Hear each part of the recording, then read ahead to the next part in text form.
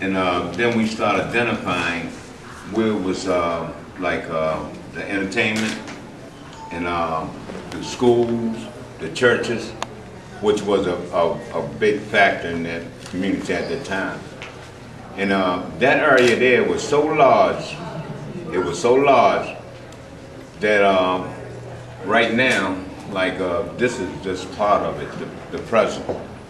It went over from Carey Street, I think it's 1883 map. And Upton became our area, like where it was really a big part of Baltimore at the time. So around 1890, like East Baltimore didn't really mingle with West Baltimore. So what happened was, that was Baltimore City per se, you know, like the whole shebang, all the politicians, everything went down, the decision making and everything. And the people that was living in that area, they really ran Baltimore City. Even if you look at that 1883 map, there wasn't no East and West Baltimore. That was Baltimore City, believe it. But you hear downtown and everything, what it was building, but that was a business district and a lot of office. And most of your people lived in the area, like it was a residential area. And most of the area was rural, you know, like farms, people had things in the area, parks, or it was just a, really, you know, this thing. But that was Baltimore City. Even North Avenue was like country, you know. But that was Baltimore City at the time.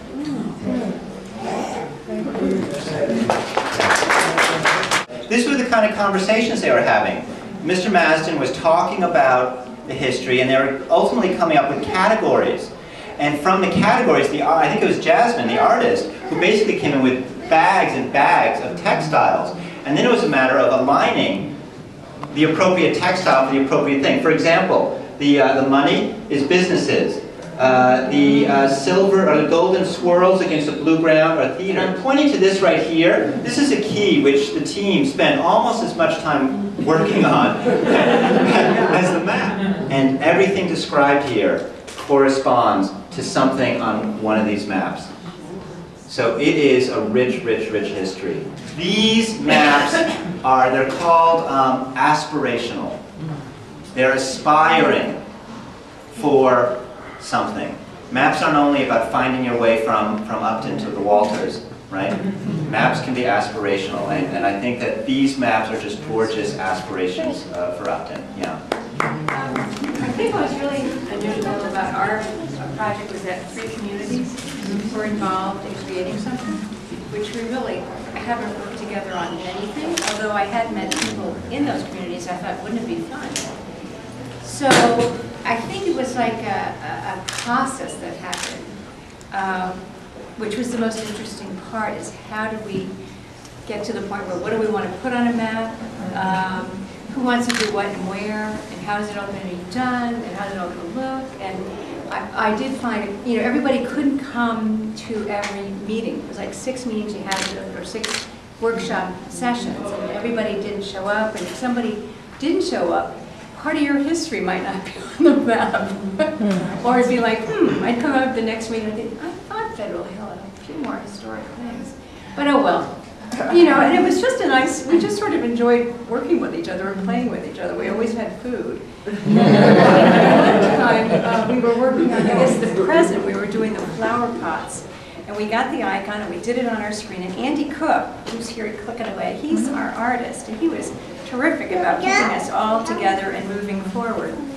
And so we put all the flower pots on that particular screen. At the next meeting, Betty was not there at that meeting. The next meeting, Betty comes in from Sharp Leadville.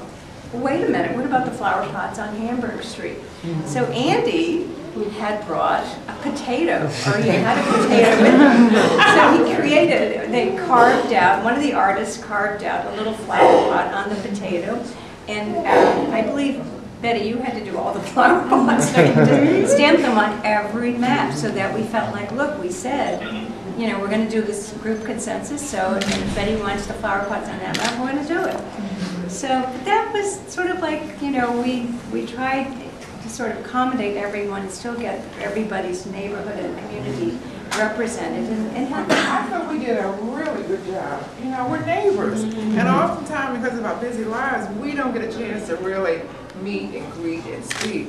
So the mapping gave us an opportunity to get together consecutively, relationships. We had dinner at her house, which was absolutely delightful. Looking forward to inviting her over to my house. But what was most interesting is that, you know, a lot of history is lost sometimes in people's memories, you know, as times go by. And a lot of us were new in less than 10 years to the neighborhood. So we learned a lot of history on both our areas, Federal and South, from Heather's neighborhood. She's the president of that neighborhood, is doing an excellent job in working on unifying the communities, not just in your own area, but working together, us even in Sharp-Latin Hall, because we're a small community and a community along with Federal Hill and Federal Hill South is very rich in history, but more uniquely, very rich in Afro-American history. And one of the things that we were glad to show, if you look at what looks like a railroad, you know, our city had planned at one point to build a highway right straight through our community, across the harbor, over into Federal Hill Park. Over into Locust Point, which would not have given us the inner harbor that we have today. So it just goes to show, we just wanted to remember this, that, you know, our city elected officials oftentimes do a really good job, but let us not relax and allow them to do everything. We have to stay on top. Because when things are wrong and not right, when they affect your neighborhood, when they impact on your lives, we need to stand up. And this is an event that collectively was done by many neighborhoods who are going to be affected. I have to commend Kathy, because it was Kathy who reminded me about the grant writing opportunity. And she says, you know, Betty, we should do this together. You know, and as a result of that, we did, and we're very proud as communities of the outcome, you know, of our maps. I think having the three communities together made it easier for each community to participate. So we didn't have to do it all, but we could all work together and get something done. And I just wanted to add one more thing, Peter. I know we're rushing out. No, we're doing fine. But there's somebody who's not here tonight, John Williams. Yes. And I can't get over how almost every time we talk about this, he looks at me, and he lives in Charlotte Hall, and I live in Federal Hill South. He goes, I can't believe how much alike we all are. He goes, we always thought everybody was so different. Every single time we get together, he says that. And I think if nothing else comes out of it, the map is nice, the Walters is nice, but if one person, and hopefully more people walked out thinking the same thing, I can't believe how much alike we all are. I mean, that, I have goosebumps right now just saying it out loud, but that's the coolest part of doing anything as a community. Thank you, Walter.